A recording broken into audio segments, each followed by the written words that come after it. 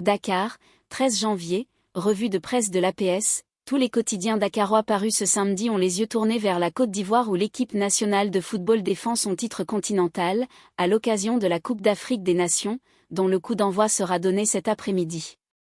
34e Coupe d'Afrique des Nations de football, ça démarre aujourd'hui, annonce Le Soleil en manchette. Le quotidien national souligne que les autorités, le chef de l'État Alassane Ouattara au premier chef, ont mis les gros moyens pour réussir la plus grande CAN de l'histoire. Le journal indique qu'un spectacle grandiose est prévu au stade Ebimpé, avec une cérémonie d'ouverture de 18 minutes, suivie d'une prestation musicale de 5 minutes.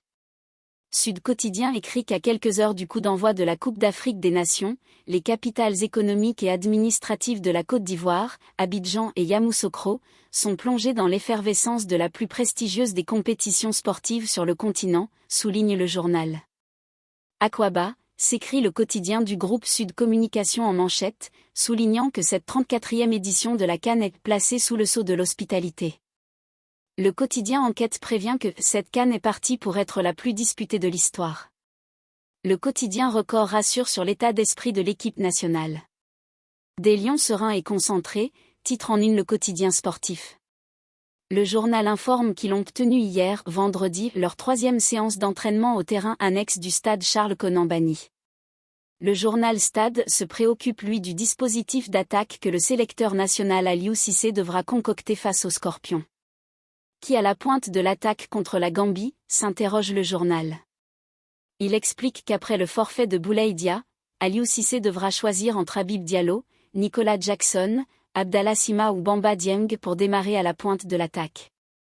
L'Observateur donne la parole à Pierre Lechantre, vainqueur de la Coupe d'Afrique des Nations en 2000 avec le Cameroun, lequel donne la recette pour éviter la malédiction du champion d'Afrique.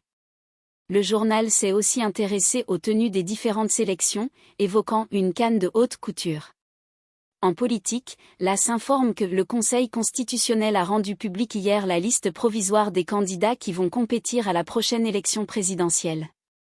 Le journal précise que 21 candidats ont franchi l'étape des parrainages. Les 7 sages valident tout le monde, informe à son tour le quotidien. Commentant cette décision, Walfadjri estime que l'élection présidentielle du 25 février prochain va battre le record de participation.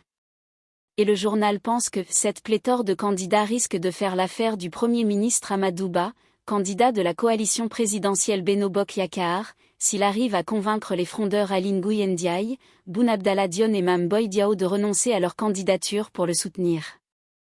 Abonnez-vous pour plus de contenu.